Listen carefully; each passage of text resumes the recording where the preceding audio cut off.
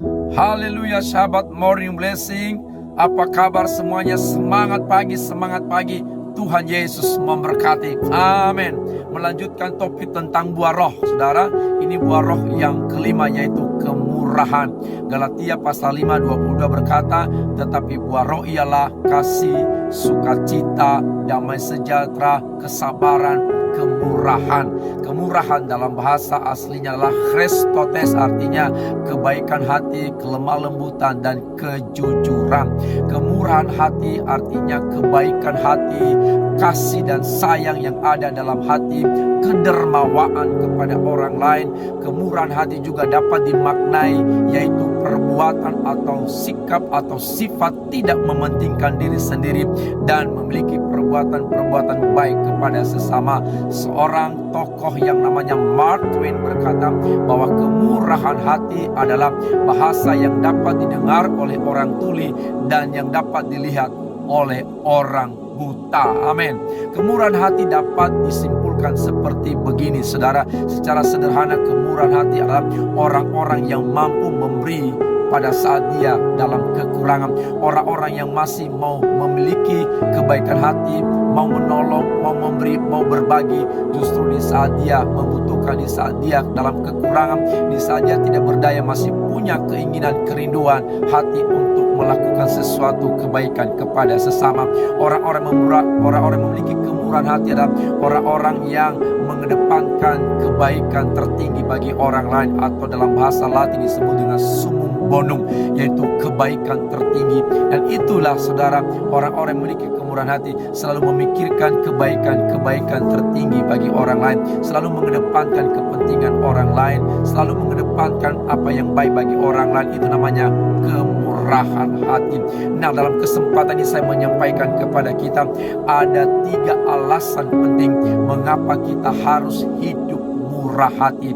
Yang pertama, karena kita sudah mengalami, menerima kemurahan hati Allah secara berlimpah-limpah. Dengar baik, saudara, kita hidup hari ini adalah bukti kemurahan hati Allah bagi kita. Segala sesuatu yang ada pada kita, segala sesuatu kepemilikan kita, kesuksesan, keberhasilan yang kita raih, jabatan yang kita miliki, kedudukan tinggi yang kita miliki, harta kekayaan yang kita miliki, nama baik, nama terhormat yang kita miliki, apapun yang ada pada kita, apapun yang kita miliki hari ini, fasilitas-fasilitas yang mewah, segala sesuatu adalah kemurahan hati Allah. Itu semua pemberian Tuhan, itu semua berkat Tuhan, itu semua kebaikan Tuhan dalam hidup kita.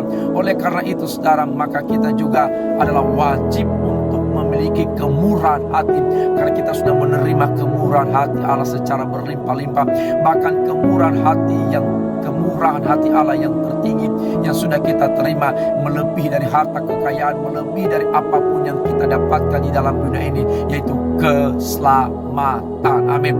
Keselamatan, kehidupan yang kekal itu yang kita miliki adalah kemurahan hati Allah. Di dalam Yesus Kristus kita sudah menerima, mengalami yang namanya keselamatan, kehidupan yang kekal. Dosa kita diampuni, kejahatan, pelanggaran kita dihapuskan, tidak diingat-ingat oleh Tuhan. Semua murka Allah, maut, kematian yang kekal sudah ditiadakan oleh Tuhan, sudah ditanggung oleh Tuhan Yesus di atas kayu salib. Itu semua kemurahan hati Allah buat kita. Sekarang Allah menganugerahkan keselamatan kepada kita, kehidupan yang kekal, damai sejahtera, kebahagiaan yang berlimpah-limpah, berkat yang berlimpah-limpah. Itu semua adalah kemurahan hati Allah bagi kita, dan kita sudah menerimanya secara berlimpah-limpah. Itu artinya mari kita juga mau bermurah hati, karena kita sudah menerimanya dari Allah secara berkelimpahan. Dan yang kedua, kemurahan hati adalah perintah Tuhan. Di dalam Lukas pasal 6 ayat yang ke-36 berkata, hendaklah kamu murah hati sama seperti Bapamu di sorga adalah murah hati. karena murah hati itulah perintah Tuhan. Murah hati itu adalah firman Tuhan. Maka kita taat, kita wajib melakukan, melaksanakannya, hidup dalam kemurahan hati. Karena itu adalah firman Allah. Kemurahan hati itulah karakter Allah, sifat-sifat Allah yang harus ada pada kita. Oleh karena itu, mari kita hidup murah hati. Ketika kita hidup dalam kemurahan hati, kebaikan hati, maka kita sedang menaati, melakukan, melaksanakan perintah Tuhan. Amin. Yang ketiga, kenapa kita murah hati? Karena kemurahan hati adalah tanda atau ciri daripada orang beriman. Saudara kasih oleh Tuhan, Yesus Kristus Tuhan kita adalah pribadi yang penuh kemurahan hati, atau yang sempurna dalam kebaikan hati, sempurna dalam kemurahan hati. Oleh karena itu, kita sebagai orang-orang beriman, sebagai pengikut Kristus, sebagai orang-orang yang percaya kepada Tuhan Yesus Kristus, maka kita wajib harus meneladani, mencontoh Tuhan kita Yesus Kristus hidup dalam kemurahan hati. Itu tandanya, itu cirinya kita orang Kristen, orang percaya, apabila kita hidup dalam kemurahan hati. Allah kita di dalam Roma pasal yang kedua ayat 4 dikatakan bahwa Allah yang kita sembah adalah Allah yang kaya dengan kemurahan hati. Karena Allah yang kita sembah adalah penuh kaya dengan kemurahan hati, maka kita sebagai pengikutnya, sebagai anak-anaknya, kita pun harus hidup seperti Kristus dalam kemurahan hati, meneladani contoh dan teladan Tuhan Allah kita. Oleh karena itu, di dalam 2 Korintus pasal 9 ayat yang ke-11 yang berkata bahwa kita diperkaya dalam segala kemurahan hati. Kita diperkaya di dalam segala kebaikan hati.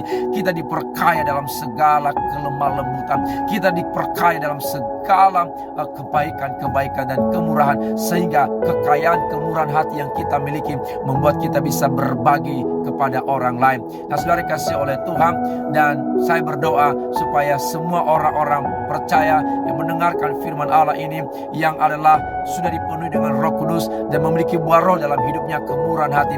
Mari kita dengan kekuatan roh dan kekuatan firman Allah melakukan firman Allah. Kita hidup dalam kemurahan hati. Kenapa? Karena kita sudah menikmati kemurahan hati Allah secara berlimpah-limpah. Karena kemurahan hati adalah perintah Tuhan, dan kemurahan hati adalah tanda sebagai orang beriman, sebagai orang percaya. Oleh karena itu, mari kita melakukannya bagi kemuliaan Tuhan, bagi kebesaran nama Tuhan, sehingga kita menjadi berkat bagi banyak orang. Melalui hidup kita, banyak orang mengenal Yesus, banyak orang percaya kepada Yesus, banyak orang mengalami kemurahan dan kasih setia Tuhan Yesus. Shalom, Tuhan Yesus memberkati kita semuanya.